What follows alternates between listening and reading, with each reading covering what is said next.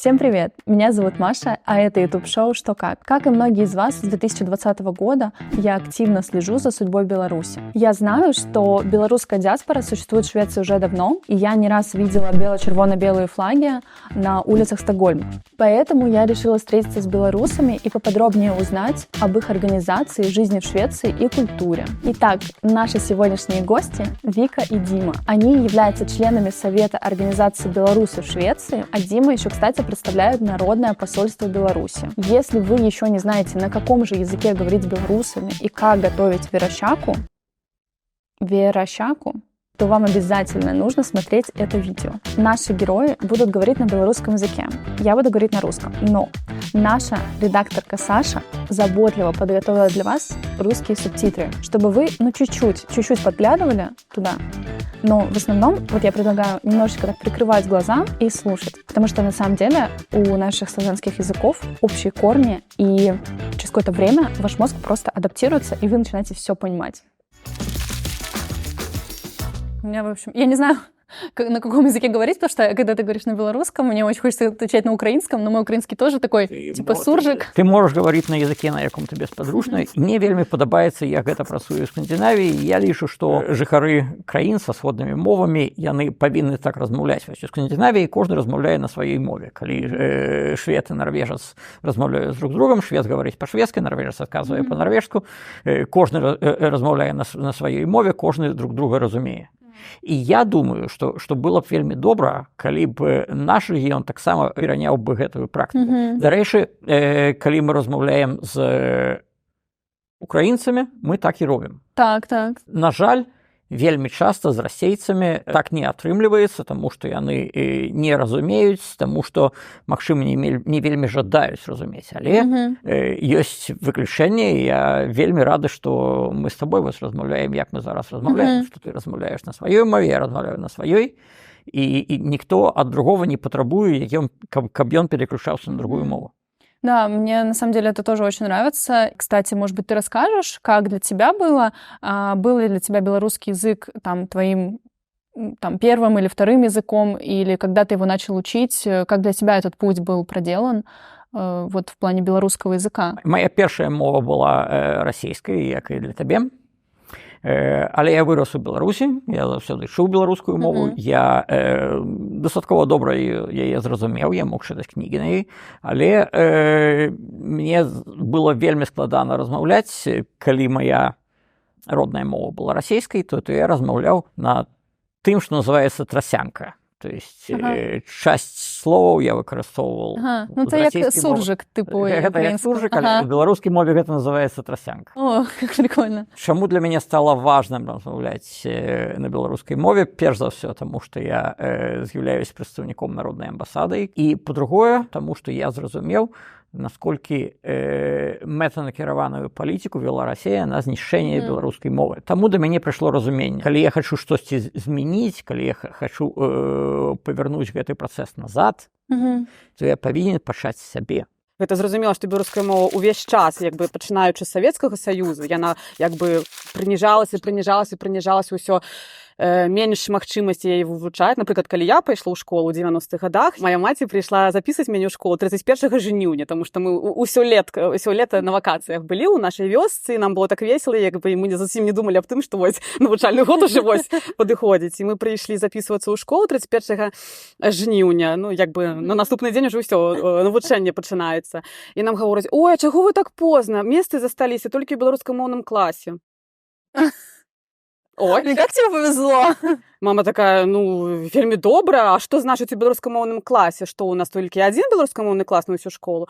Так. І вось гэта была правда, з 10 параллельных первых классов только один был белорусскомовный. И он был такой, остаточный принцип. Туда попадали такие, кто не успел. Да.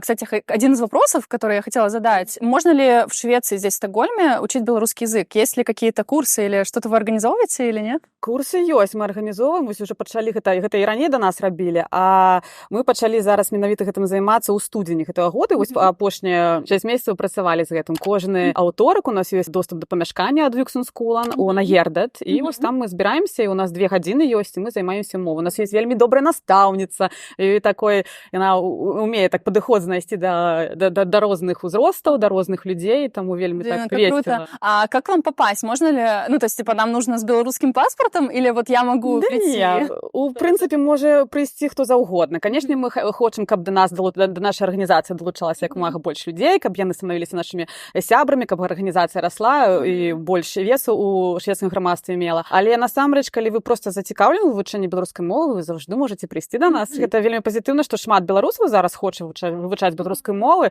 і мы ўжо з нашых сяброў нават ёсць даволі шмат людзей, якія, напрыклад, у Беларусі яны былі асвобождзены ад изучэння беларускага языка, потому што іх, напрыклад, бацькі прыехалі з Расіі яшчэ ў час Савецкага Саюза, і вось такія дзеткі, яны не павінны былі вывучаць беларускую мову. І яны яе не ведаюць, яны ніколі гэтым не цікавіліся, а вось тут зараз пасля 20-го года, ой, ну гэта ж моя родная мова, хаця яны па паходжанню, яны нават не беларусы. І гэта вельмі пазітыўна, што і самі беларусы па паходжанню, якія беларусы таксама пачынаюць вывучаць сваю мову. Калі мы хацім адражаць беларускую мову, то кожны павінен пачаць размаўляць на беларускай мове, нават калі гэта вельмі складана. Таму што гэта складана перайсці на другую мову, гэта вельмі складана. Гэта нават вельмі складана для маёй сям'і, асабліва для маіх дзяцей, якія не разумелі беларускую спачатку, зараз яны трошкі пачынаюць разумець. Ім не заўсёды гэта падабаецца, што папа узяў і пераключыўся. Але я разумею, што я павінен пачаць сябе і са сваёй сям'і. Организация «Белорусы в Швеции» образовалась в 2009 году. Как это произошло и какие цели перед собой ставила организация в те годы? До 2020 года наша организация была вельмі малая, напрыклад, мяне там не было до 2020 году. Налічвалі наши сябры недзе каля 20 чалавек.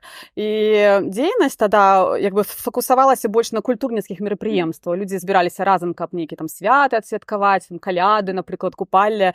Вось. А у 2020 годзе, калі мы ўсе прыйшлі на выбары да лукашэнкаўскай амбасады, і мы ўбачылі, што нас не 20, нас шмат. 20 год змяніў усё, таму што людзі зразумелі, у адначасе яны зразумелі, што беларусы насамрэч прагнуць свабоды. І калі людзі прагнуць свабоды, то усе астатнія павінны ім дапамагаць. До 20 года я нават не был чальцом организации. Ага, окей. То есть ты как раз-таки тот белорус, которого сердце защемило в 20 году. Так. Я стал чальцом суполки ў 20 годзе.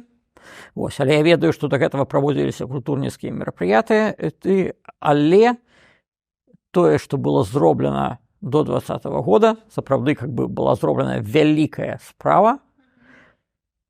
Гэта маленькая суполка смогла змяніць назву нашай краіны на шведскай мове. Таму што яна на шведскай раней называлась Вітрышланд, белая Россия. Можна казаць, што гэта адпавядае таму, вот, калі расейцы говорят Беларусія. І яны змянілі гэтую назву на Беларусь. Яны змаглі правесці кампанію, каб шведскі ўрад змяніў гэту назву. Таму што для нас, беларусаў, вельмі важна, што назва нашай краіны спасылаецца на сярэдневяковы рэгіён Русь, а не на Расію, таму што гэта не тое ж самае. Так. Дзяржава Расія і сярэдневяковы рэгіён Русь – гэта розныя рэчы.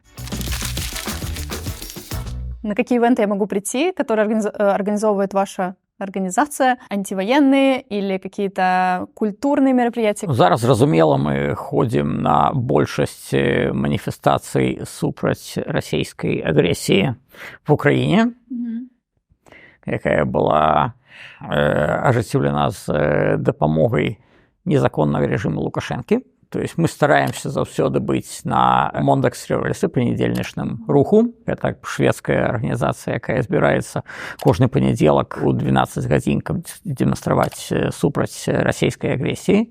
Вось на других маніфестацыях час ад часу мы арганізоўваем свае асабістыя маніфестацыі. Плюс мы стараемся арганізоўваць культурніцкія мерапрыемствы. Гэта і сустрэчы напрыклад, з пісьменнікамі, ці з нейкімі культурнымі дзеячамі, якія прыязджаюць сюды, как бы, і хочуць сустрэцца з дыяспорай, расказаць пра сваю творчасць. Ну і, канешне, такія вясёлыя нашы мерапрыемствы, як, напрыклад, святкаванне там калядаў, купальні. Гэта таксама людзям вельмі патрэбна, асабліва зараз, калі мы ўсе ў такім прыгнечаным стане знаходзімся. К арганізацыі мы павінны даваць нейкія, як такія перадышкі, такія паўзы нашым людзям.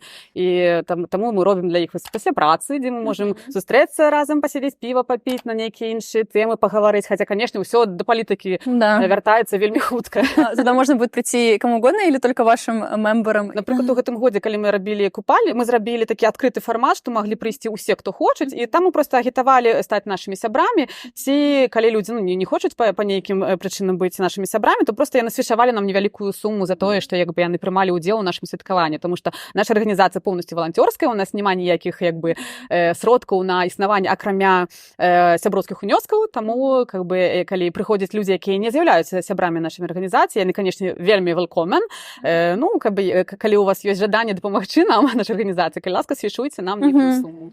Вот, кстати, была встреча со Светланой Тихановской. Тоже, я так понимаю, с вашим участием была организована встреча. Поездки Светланы Тихановской арганізуе яе офіс, але мы таксама дапамагаем у арганізацыі на месцы. Ось. І ў гэтым выпадку, калі я гавару мы, то перш за ўсё ідзе гаворка пра народную амбасаду. Таму што народная амбасада, яна на сувязі з усімі палітычнымі структурамі. Кожны тыдзень мы ладзім з імі сазвон, каб абмеркаваць палітычную сітуацыю і што трэба рабіць у розных краінах. І зразумела, калі беларуская абраная прэзідэнтка прыязджае ў Швецыю, то мы дапамагаем у арганізацыі, мы дапамагаем у планаванні ўсей павестцы, таму што на парадку часта ёсць пытанні, якія таксама важныя для беларускай суполкі. Вось. У некаторых выпадках мы стараемся прысутнічаць на гэтых сустрэчах, якія яна ладзіць са шведскімі палітыкамі, каб потым зрабіць фоллоуап, працягваць тую працу, якую Светлана Георгіевна ініцыявала. І мы заўсёды арганізуем сустрэчу з беларускай суполкай. І тады там звычайна збіраецца вельмі шмат беларусаў. Как круто. Скажи, вот вы туда пускаете только белорусов, или вот можно еще, например, я могу туда прийти, или там шведы, или как? Ты туды можаш прыйсці. Это по личному знакомству? Кажам так, калі гэта зусім невядомы для нас чалавек, то мы, магчыма, паразмаўляем і спытаем, как бы, чаму его цікавіць гэта мерапрыемства. Калі гэта чалец суполкі, ці чалавек, які вядомы ў суполцы, гэта чалавек, зразумела, можа прыйсці. Але зразумела, мы думаем пра бяспеку, таму што мы не ведаем, што гэты людзі могуць маць сябе на ўме. З другой стороны, было дастаткова цікава, што калі Светлана Тихановская прыязджала сюды напрыканцы 2021 года, тут была сустрэча АБСЕ, і тут был міністр замежных справаў незаконного режима. І ён з сабой прывёз пул прапагандыстаў. І адна з беларускіх прапагандыстак, яна прыйшла на сустрэчу з Светланай Тихановскай і нават задала такое дастаткова правакатыўнае пытанне, якое было не зусім пытанне, а хутчэй проста выказала сваё меркаванне. Трэба разумець, што Светлана Георгіевна, яна вельмі добра адказвае на пытанне. Нават яна ведае, як адказваць на правакатыўныя пытанні. Вось. Таму шоу, каб прынізіць Светлану Георгіевну, не атрымалася, таму што беларуская прапагандістка атрымала вельмі добры і вельмі годны адказ. Круто. Слушай, такой вопрос, который у меня сейчас на самом деле возник. Просто на нас составили досье, на меня и некоторых других активистов Russians Against War, или вообще даже не из нашей организации, то есть активистов, просто у которых русский паспорт. На нас составили досье, то что вот, посмотрите, вот они там предали родину и все такое. И вот мы недавно ходили в полицию, подали заявление о том, что вот, возможно, мы не в безопасности. Как бы вот это прям буквально на прошлой неделе случилось. Был ли у тебя какой-то такой опыт или у ваших членов, или вообще как это вот у вас происходит взаимодействие с людьми под режимом? Вот у вас есть какие-то такие истории. Перш за ўсё, у нас няма кантактаў з рэжымам. Па-другое, мы ведаем, што рэжым вельмі баіцца беларусаў, якія знаходзяцца за мяжой. І на большасць з нас, зразумела, ёсць дасье. Здарваюцца такія выпадкі, што там нейкія людзі, напрыклад, з Польшы прыязджаюць у Беларусі, іх адразу арыштоўваюць. Рэжым вельмі баіцца людзей, якія прыехалі з захаду. Сам беларускі тыран аб гэтым казаў. Ён казаў пра беларусаў, якія едуць вучыцца, напрыклад, у Польшу. Он сказаў: окей, калі вы едзеце вучыцца на захад, не звяртайцесь, таму што вам там прамоюць мазгі. Ну і сапраўды так, што калі людзі былі ў умовах дэмакратіі, калі людзі былі ў умовах свабоды, і яны прывыклі гаварыць тое, што думаюць, і не хвалявацца, што кожнае іх слова, кожны іх лайк на Фейсбуку, кожная публікацыя можа зрабіць, што яны трапяць у турму, вось, то гэта зусім другія людзі. Да. У них ёсць ужо ўнутраняя свабода. Да. Вось, таму яны вельмі баяцца нас. І наша рэкамендацыя на сённяшні дзень не ездзіць у Беларусь. То есть, калі чалавек застаецца і жыве у Швецыі ці навогул на Западзе, не ездзіць. Барыцеся з рэжымам з-за мяжы. Час прыйдзе, і ўсе беларусы, якія захочуць звярнуцца на радзіму. Але зараз не такі час. Зараз час жудаснага тэрору. Да. Слушай, а давай тогда, может быть, чуть обсудим, как можно бороться с режимом из-за рубежа. Понятно, что ты делаешь, там, организацией занимаешься, еще чем-то. А вот если я, допустим, условно просто белоруска, которая сбежала из режима, не хочу там жить, что я могу делать? Что ты можешь посоветовать? Я могу параіць, па-першае, інфармаваць сяброў аб тым, што насамрэч атрымліваецца. Таму што беларусы зараз жывуць у ўсё большай інфармацыйнай ізаляцыі. Па-другое, я лічу, што вельмі важна падтрымліваць беларускіх добравольцаў, беларускіх ваяроў, якія зараз ваююць за волю Украіны, за свабоду Украіны. Лёс Беларусі, у рэшце рэшт, залежыць ад таго, што зараз атрымліваецца ў краіне. І, па-трэцяе, трэба таксама рыхтавацца да дэмакратыі ў Беларусі, таму што зараз на сённяшні дзень ёсць паралельныя інстытуты ўлады і вырабляюцца паралельныя законы. І гэта ўсё трэба, каб калі настане правільны момент, вольныя беларусы смаглі ўзяць уладу і ведалі, што ім рабіць. І можа, нават самая галоўная рэч – гэта падтрымліваць палітычных вязняў і іх сваякоў. Палітычныя вязні – гэта не проста вязні, і беларускія турмы – гэта не проста турмы, гэта катавальні. Там, дзе людзей кожны дзень вельмі жорстка катуюць. Пра многіх палітычных вязняў нават невядома, ці жывы яны, таму што мы ведаем, што некаторых катуюць да смерці, а аб некаторых няма інфармацыі ўжо некалькі месяцаў. Вось, таму важна падтрымліваць іх сваякоў і важна падтрымліваць і рэабілітыраваць тых, хто змог выйсці з тюрьмы. То есть, там, некаторых, хто атрымаў невялікія срокі, іх выпускаюць, але яны выходзяць з гэтых катавальняў вельмі траўмаванымі. Итак, у нас блиц. Какую книгу на белорусском языке или белорусского писателя ты мог бы посоветовать? Я вельмі люблю Караткевіча. «Каласы под серпом твоим». Серпом твоим. Можна казаць «Беларуская вайна і мір». Мне падаецца, што прачытаўшы яго, адразу разумееш, дзе Беларусь і дзе Расія. Ну і яшчэ «Сабакі Еўропы» Альгерда Бахарэвіча. Таксама вельмі цікавая кніга, але яна такая трошкі ўжо постмадэрністкая. Калі табе будзе цікава, яна перакладзена на расійскую мову. Если я буду читать, то я буду на беларускай чытаць. Ты можаш паспрабаваць пачытаць на беларускай, але яе вельмі добры пераклад, таму што гэта аўтарскі пераклад. То есть Альгерд Бахарэвіч, ён сам гэта пераклаў. Яшчэ ёсць адзін вельмі цікавы момант, што «Сабакі Еўропы» забароненая кніга ў Беларусі на беларускай мове, але не на расійскай. То есть чамусьці яна ўнесена ў гэты спіс экстрэмістскіх матэрыялаў, невядома чаму. Выданне на беларускай мове ўнесена, выданне на расійскай мове не. Калі ты, напрыклад, паедзеш у Беларусь з расійскім перакладам гэтай кнігі, то магчыма, табе не арестуюць. Ага.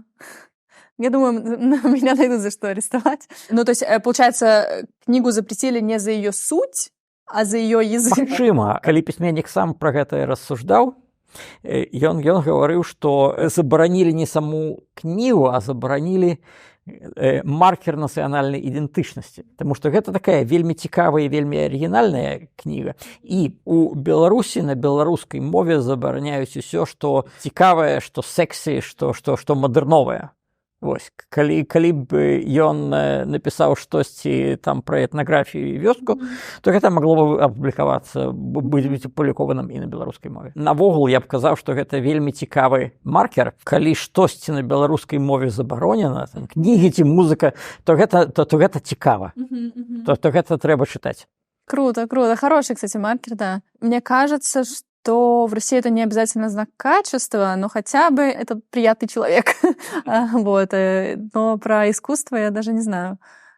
Надо порассуждать про это. Какое блюдо нужно обязательно съесть в Беларуси? Ну, я одразу, конечно, подумала про дранікі. Іх усе любяць, іх вельмі лёгка гатаваць. Я б казаў халаднік. Гэта халодны борщ, гэта выдатная ежа у жаркае надвор'е. Але калі вось паспрабаваць, то верашчака. Ой, а что такое? Ну, гэта вось такое вось блюдо. Окей. Такая страва. Гэта спачатку трэба напекчы бліноў шмат, потым бярэцца ці мяса, ці каўбаскі нейкія, пальцам піханы, як у нас гавораць, ці можа куранё таксама падыдзе. Грыбы таксама можна дадаць, гэта ўсё смажыцца з цыбуляй, а потым робіцца соус, вельмі падобны да бешамель. Гэта вось соус дабаўляецца ў мяса. І такой, як, ну, такая ось страва такая густая атрымліваецца. Вельмі смачна. Потым бярэш блінок і тут ты як вымакваеш. Какое место нужно обязательно посетить в Беларуси? Мне вельмі падабаецца Мінск, таму што там вельмі цікавыя людзі. Я вельмі люблю беларускі горад Наваградак. Ён знаходзіцца ў Гародзінскай вобласці. Я там была, праўда, апошні раз у 2020 годзе, таму можа нешта змянілася, як усё. Гавораць зараз, што і Менск ужо не тое зусім, няма гэтых вось маладзёвых тусовак у тых месцах, дзе они раней былі ўжо зусім, канечне, так усё выглядае, і няма той атмасферы. Але я так думаю, Наваградак можа і застаўся такім, якім быў. Вельмі еўрапейскі, вельмі прыгожы, такі з касцёламі, такі вельмі невялічкі, ціхі, спакойны, вельмі такі блізкі сэрца. Мой родны Віцебск, гэта радзіма Марка Шагала, і там нават ёсць помнікі, звязаныя з Маркам Шагалам, там ёсць музей, дзе ёсць яго літаграфіі, на жаль, не шмат, яго лепшыя картыны знаходзяцца ў другіх еўрапейскіх месцах. І одно месца, якое я б сам хацеў бы пасеціць, гэта Мірскі замак. 3 беларуса, которые тебя вдохновляют. Можа, не удахнаўляюць, гэта не зусім правільнае слово тут, а матывуюць. І гэта Роман Бондаренко, гэта Вітольд Ашурак і гэта Алесь Пушкін. Я не ведаю, ці ведаеце вы, але гэта агульна ў гэтых людзей тое, што яны ўжо не з намі. Рому Бондаренку убілі, калі ён выйшаў у двор свайго дома, каб абараніць беларускую сімволіку. Вітольд Ашурак, ён быў беларускім актывістам. Яго пасадзілі за краты, кінулі ў турму, зразумела, па палітычных матывах, і ў траўні 21 года ён памёр у калоніі. А Алесь Пушкін, вы, можа, чулі, гэта чалавека проста таксама закатавалі, давялі яго да хваробы язвеннай, і проста не аказалі яму медычнай дапамогі, чалавек у страшэнных муках, ён проста вельмі медленно паміраў. Толькі вось гэтых 3 смярцей, на мой погляд, дастаткова, каб усю гэтую сістэму дэмантаваць вось проста з самага вось пачатку. І аб гэтым вельмі балюча гаварыць. Але я веру ў тое, што яны, канешне, усе атрымаюць тое, што яны заслугоўваюць. Але мы ніколі не вернем ні Романа, ні Вітольда і ні Алеся. І гэта вельмі балюча. Жыць вось гэтым болем кожны дзень, прачынацца і разумець, што гэтыя людзі больш не з намі, гэта тое, што гэта не дае далей нам, беларусам, жыць вось так, як мы жылі да 2020 году. Гэта тая старонка, якая яна не перавернецца. Гэта вось са мной гэта будзе боль жыць усё моё жыццё. Какие 3 белоруса, которые тебя вдохновляют? Кастусь Каліновскі. Ён быў кіраўніком паўстання супраць расійскай улады у 1963 годзе. Ён зрабіў так, што жыхары гэтай краіны пачалі называць сябе беларусамі. Вось. Плюс ён аддаў сваё жыццё за волю. Другі, перш за ўсё, гэта будзе Клаўдзій Душ-Душэвскі. Гэта вялікі беларускі гуманіст, які стварыў беларускі нацыянальны сцяг, бел-чырвона-белы сцяг, і ён ратаваў габрэяў падчас Другой сусветнай вайны. Вось. І трэці беларус, я думаю, што гэта наша прэзідэнтка Светлана Георгіевна Ціханаўская, таму што яна не чакала такого лёсу. Яна пайшла ў прэзідэнты як эмацыйны крок, таму што яе мужа пасадзілі за краты. Яна смогла аб'яднаць вокруг сябе других демократаў, яна смогла стаць прэзідэнткай, і пасля выгнання з Беларусі яна змагла вывучыцца, таму што яна ніколі не займалася палітыкай. Яна смогла стаць сапраўднай прэзідэнткай, сапраўднай кіраўніцай і сапраўдным лідарам. Спасибо тебе большое, спасибо, что согласился. Вялікі дзякуй, мне таксама было вельмі цікава. На самом деле, мы с Димой обсудили очень много интересных тем, но они требуют некоторого знания повестки. Если вы готовы, приглашаю вас дослушать наше интервью. Ссылочка в описании. Спасибо, что остаетесь с нами, и до новых встреч!